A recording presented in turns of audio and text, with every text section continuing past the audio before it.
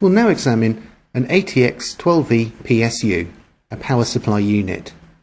First of all, notice that there's a rather large fan integrated into the PSU. This points to the interior of the system case and draws air in, which is then expelled through a grill at the back. Now let's look at the connectors from the PSU that provide motherboard power. This is the main motherboard connector from the PSU. There are two styles of main motherboard connector, the 24-pin and the 20-pin connector. Some motherboards require a 20-pin connector, others a 24-pin connector. Now at the moment, this is a 24-pin connector. If we have a motherboard that requires only a 20-pin connector, we can simply disconnect this 4-pin connector, which now gives us a 20-pin connector. And this 4-pin connector will simply go unused.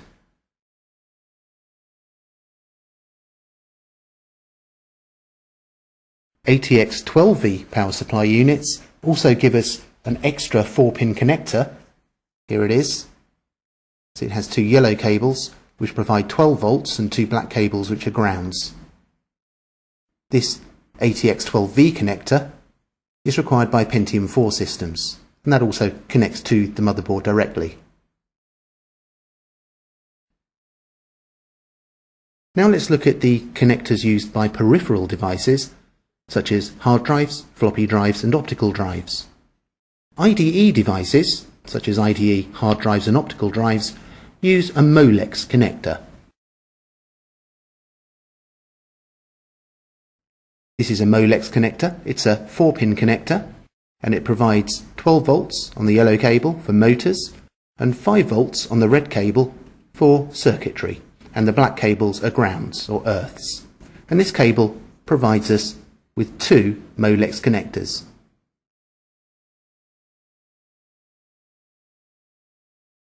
SATA devices such as SATA hard drives and optical drives use a different style of connector. This is a SATA connector. You can see it's got a very different design, a more wafer-like design. Floppy drives use a different connector again. This is a floppy drive connector, referred to as either a mini Molex connector or a Berg connector, B-E-R-G. But again, it's simply providing 12 and 5 volts, 12 volts on the yellow cable and 5 volts on the red cable.